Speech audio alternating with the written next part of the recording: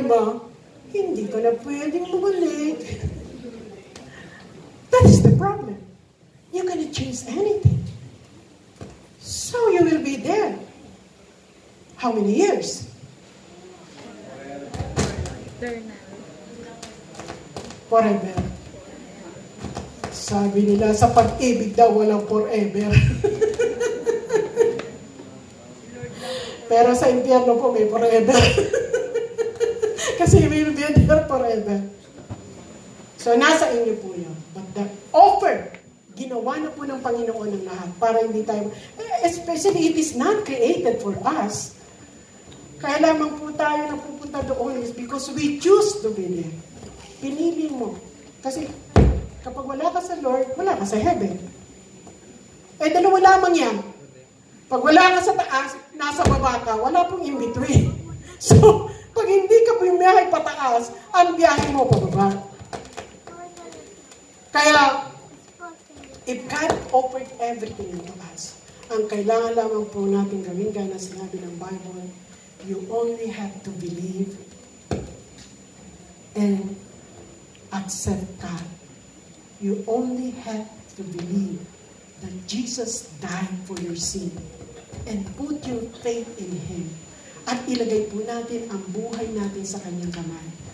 Then, ang sabi po ng John 1:12, for as many as those who receive Him, to them He gave the power to become the sons of God. Kapag daw po tayo ay tumanggap na sa ating Panginoon, we are called the children of God. So, meron ka ng karapatan ngayon na tumawag ng Ama sa ating Diyos Ama because you are His child. So, sa oras pong ito, tumayo po tayong lahat. Being the salt and light of the earth is really, hindi po siya madali. But Jesus, sinabi po niya sa atin, we are created like this. We are salt and light of the earth. Ang kailangan lamang po is truly, kailangan po natin itong ipakita. At kailangan po natin itong panindigan sa ating buhay. Pero, hindi po tayo magiging salt and light of the earth if we don't surrender our life unto God. So, sa oras po ito, I'm requesting everybody na manalangin ng isa pong simpleng panalangin na nanggagaling sa ating puso. Ito po ay paunang panalangin pa lamang ng paglakad ninyo sa Panginoon. Kailangan manatili po tayo na nananampalataya at nagpapasakop sa pangyarihan ng Diyos sa ating buhay. So sa oras pong ito, hinihiling po ang bawat isa sa isang panalangin na pagtatalaga muli ng ating buhay sa ating Panginoon. Hinihiling ko po ang bawat isa ng isa at ulitin ang panalangin ito ng ating pagtatalaga ng ating buhay sa Panginoon. Ama, sa pangalan po ng iyong anak na si Jesus, sa oras pong ito, lumalapit ako sa iyo na may pagpapakumbaba at merong pusong nagsisisi sa lahat po ng aking nagawang kasalanan. Panginoon, ako po ay naniniwala na ikaw ay namatay at muling nabuhay para sa akin. Salamat sa mga dugo mo na nabuhos sa krus ng Kalbaryo na siyang lumilinis sa lahat ng aking mga kasalanan mula pagkabata hanggang ngayon. At sa oras pong ito, inihiling ko, Panginoon, na linisin mo ang aking buhay sa iyong mga dugo. Ako ay naniniwala na ikaw ay muling nabuhay upang ako ay magkaroon din ng buhay na walang hanggan. Panginoon, sa oras pong ito, inilalagay ko sa iyong mga kamay ang aking buhay. Hinihiling ko na yung banal na Espiritu Santo ay siyang patuloy sumama at magturo sa akin sa tamang landas na aking tatahakin. At sa oras pong ito, patuloy kong isinusuko sa iyo ang aking buhay.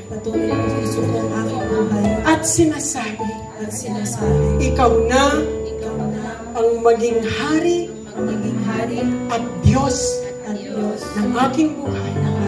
Panginoong Hesus, mula sa araw na ito, hanggang sa ako ay bumaroon sa iyo. Ama, sa pangalan po ng iyong anak na si Jesus, nihiling ko na hayaan mo ang iyong banal na Espiritu ang patuloy na kumilos at gumabay mula ngayon magpakailanman. Bigyan mo po ako ng puso na laging nais ang sundin ka sa aking buhay.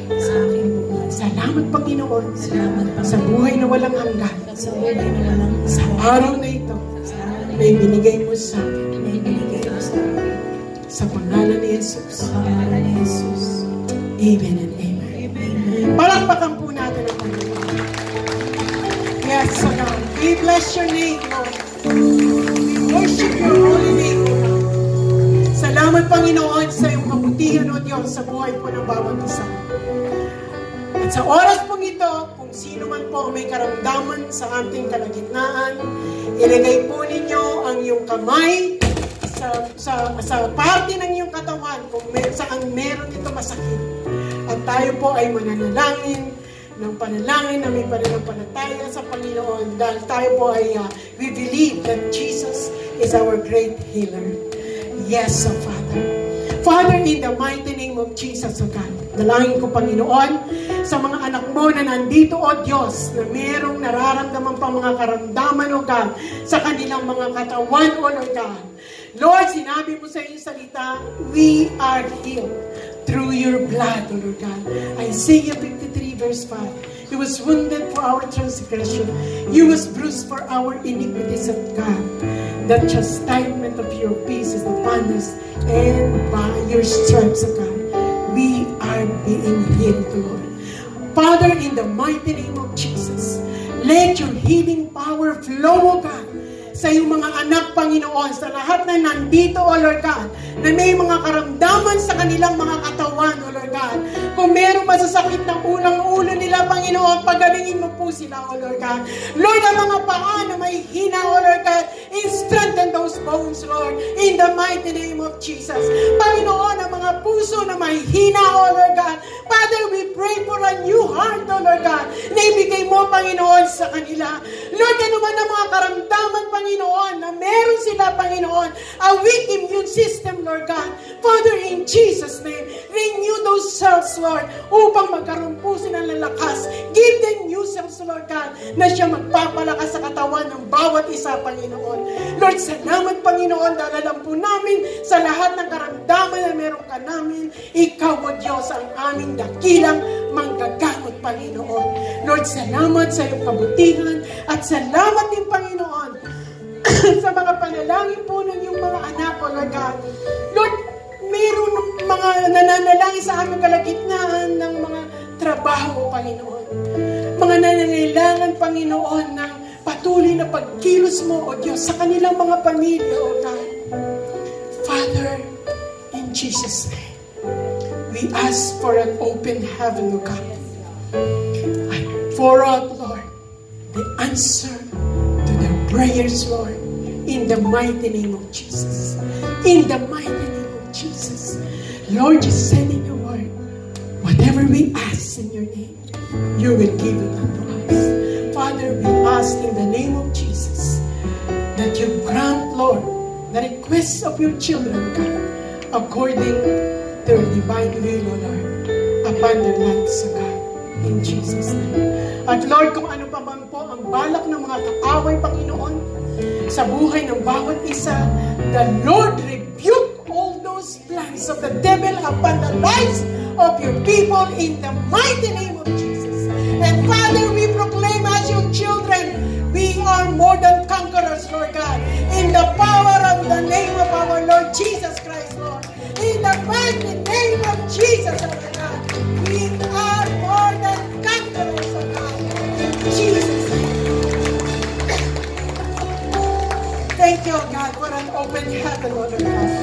Alam ko, Panginoon, na ang katugunan sa mga panalangin ng iyong mga anak ay binibigay mo na, Panginoon. Salamat, O Lord God, sa katugunan sa mga panalangin po ng iyong mga anak. Father, we pray, huwag mong hayaan na may lalabas, Panginoon, sa sanctuary, sa lugar na ito, O Diyos, na hindi ka nararanasan, Panginoon, sa kanilang mga buhay.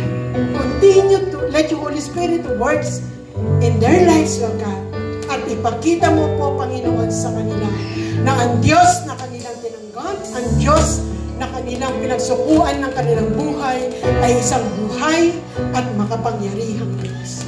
Lord, into your hands I just entrust their life. Alam ko, Panginoon, marami ka pang gagawin, O Diyos, sa buhay po ng bawat isa.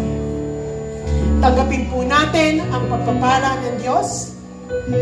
Itaas po natin ang ating mga kamay and receive the blessing of God. May the Lord bless you and keep you. May the Lord smile on you and be gracious to you. May the Lord lift up His countenance upon you and give you His peace.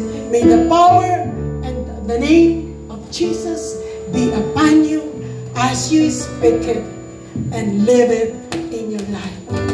This is our declaration, God, in the name of the Father, in the name of the Son, and in the name of the Holy Spirit. Father, we thank you for the food that we will partake at the end of the program. Thank you, Lord, for blessing each and every one of us, God. Into your hands we just entrust everything, Lord, as we give back to you all the glory, all the honor, and all the praises. In Jesus' mighty name is we pray. Amen and amen. Palakpakan po natin ang Panginoon.